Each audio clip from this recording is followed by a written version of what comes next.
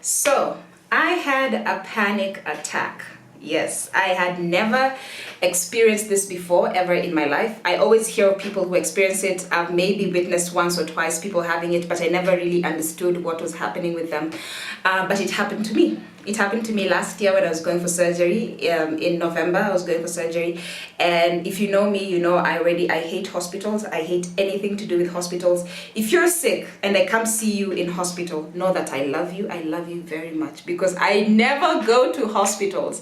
And that's why I try and keep myself as healthy and as active as I can, just so that I never fall sick, or try and pray to God every day that I never get myself into an accident that requires me to go to the hospital. So anyways, long story short, I was going in for surgery. I already talked to, the bad thing that I did the night before, because I was already getting anxious about it. So the night before, I was watching videos of people who get, anesthesia. There's some people who, it's called like a waking coma or something like that, where basically they inject you so that you're unconscious, right? So that so you don't feel any pain, you don't hear anything, and they just do the procedure quickly and it's done with. But there's some people who the anesthetist, when they're injecting it, so their brain is active, but their body is dead. So it's like sometimes when you're having those kind of lucid dreams, those active kind of dreams. So, and it has happened a lot of times where people, like, your body is active, you can hear everything, you can feel everything. That's the feeling part, is the worst part.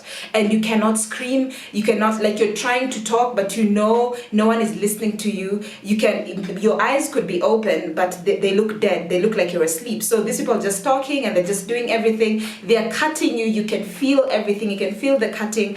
And yeah, that was not the best video to watch a day before going for surgery. Anyway, so I go in and then, they're prepping you. So the doctor comes in, my doctor, Dr. Alpha comes in. I was at the Agha Khan. So she comes in, she tells me about what the procedure is going to entail and everything. Then there's some papers you need to sign, obviously.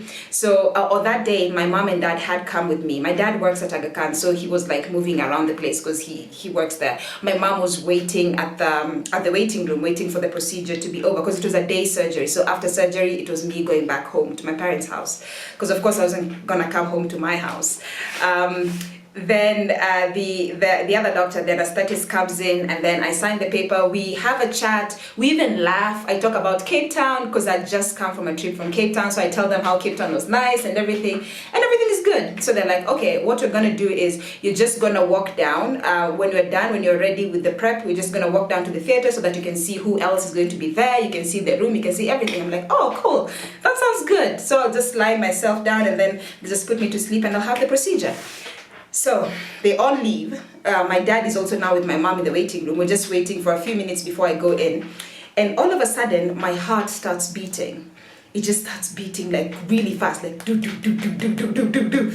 My heart is just beating. And then I start sweating. And by then I was in the hospital robe. The one that you wear, where you tie from the back, and then like your butt can be seen, so that, during the procedure, they can just open it up very quickly. So I was wearing that.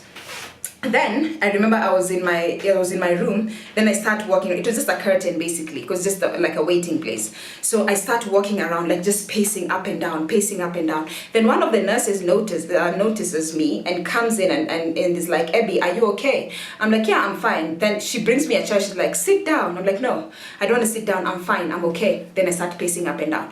Then in my mind, I start thinking, oh my God, what if I die? What if I die during this surgery? What if something goes wrong and I die? I'm like, I haven't told my dad that I love him. I haven't told my mom. I'll never see my nephew again. What about my sisters? What about my brothers? What about my cousins? What about my life? What about my boyfriend?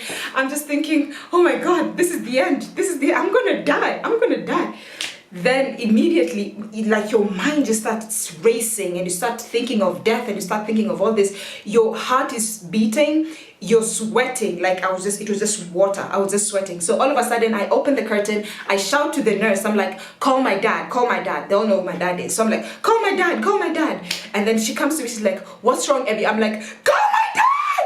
I start screaming. I'm like, call my dad. So one of the nurses rushes to the waiting room to go call my dad. One of these nurses comes and just hugs me. And I think that hug really helped, because at that point your mind is racing. you're not seeing anything. So I'm running. By then, when I was saying call my dad, I was like running up and down. And this thing that I'm wearing, you know, now because you're running, it opens up. So I'm running like a mad woman. My butt is out there for everyone to see, and this other nurse is running after me and hugging me and trying to calm me down. So she holds me. She's like, Abby, everything is okay. Don't worry, it's okay. Everything is fine. Within seconds, my dad is in the room. The doctors, the anesthetist, and Dr. Alpha, they're all back into my room. They're like, you are fine. Literally 2 seconds ago, you were fine. What's happening? You were even talking about Cape Town. What's happening? I'm like, I don't know.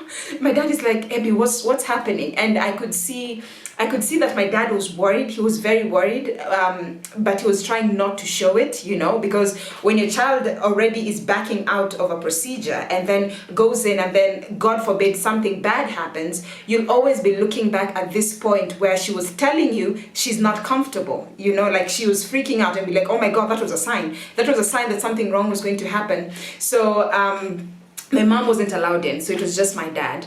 The doctor, the anesthetist comes to me and she's like, you know what, Abby, if you feel uncomfortable, it's fine. You don't have to go through this surgery today. This is not an emergency procedure. You can have it today, you can have it tomorrow, you can have it next month. So don't be in such a hurry. So if you feel like you're uncomfortable with this, we can do it. We can do it some other time. We can reschedule. Here, mimi ni nani? I was sitting there, I'm thinking, I've already signed the papers. I've already changed. It's literally 5 minutes to have this thing done, and you want me to go back? I was like, no, it's fine.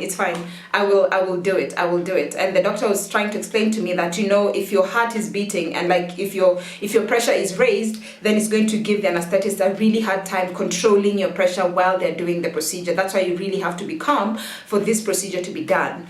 And I'm like, no, I'm fine. It's okay. I'm calm. Then the doctor's like, should I just give you something to just relax? I'm like, no, I'm okay. Then the doctor's like, no, it's fine. I'll just give you something to relax. So I was like, will I sleep? I'm going to be like, no, you won't be asleep. You'll just be awake, but it's going to bring your heart rate down.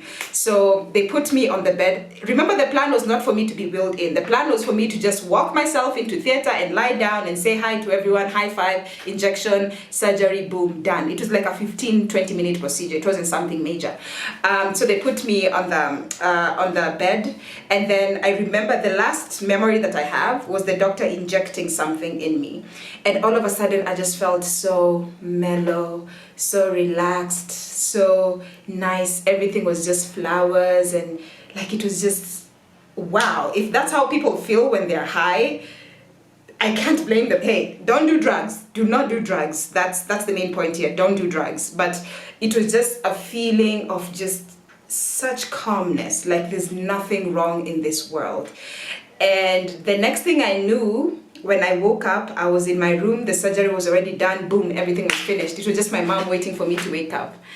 And I was like, what happened? What happened after that injection? What happened? Then my dad tells me, so I asked my dad, did I sleep after the injection? They're like, no, you're not asleep, you're awake. We were having conversations, we were laughing, we were having fun, like you are not asleep. And I'm like, how is that possible? I don't remember myself, I don't remember any of that. And I'm just like, oh my God, I hope I did not tell my dad any sex stories or anything embarrassing. Just hope I did not say anything embarrassing is all I'm saying, you know, because when you're high on that, my dad gave me a name for it. I don't remember exactly what he called it, but it's just an injection that they give you, and then you just become everything just becomes roses and flowers basically, and it's such a nice state to be in. Anyways, I will see you next week. Let me know if you've ever had a panic attack. How was it for you? How did you handle it? What caused it? I would really love to hear your stories from your side. Thankfully, that has never happened before. I've never had any other panic attack or anything similar to that. I will see you next week. My name is Abby. I make videos every Thursdays and every Sundays, and thank you for stopping by.